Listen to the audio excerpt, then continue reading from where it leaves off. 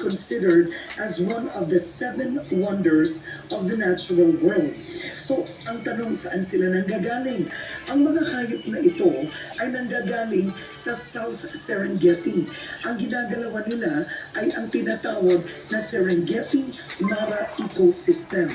Pagtuyo na ang lupain sa South Serengeti, taon-taon lahat sila naghahanap ng pagkain at ng tubig. Kaya sila'y lumalakbay ng more than 1,500 kilometers just to get food and water. And you'll see them in big, massive herds. Nakakaiyak nga pag nakita mo eh. So mula South Serengeti, aakit sila ngayon sa North Serengeti. The Mara River is more than 359 kilometers. It crosses from Tanzania and Kenya.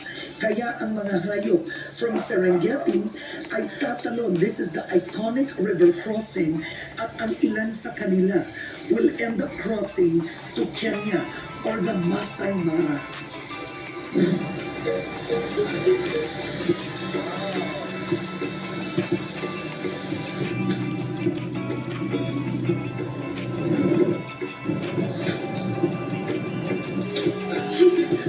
Women do it better.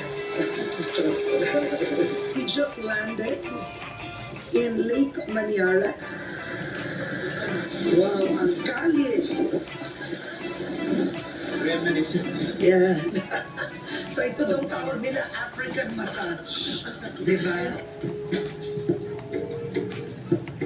Very unique yung occasion nila, oh. Kasi the top is flat. The welcome committee. Ay, there are four. Five. Yes, look at that. Family of baboons. So we just arrived at the A&K Sanctuary Crater Camp. We are near the Ngoro Ngoro Crater.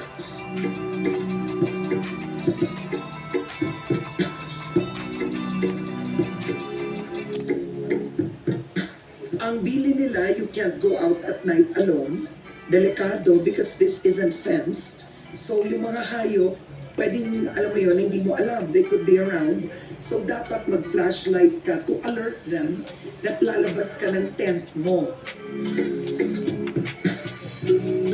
So we are staying at tent number 1. Look at that, talagang nasa gitna ka ng kawalan. Sa gubat ng Tanzania. This is so special. Hello.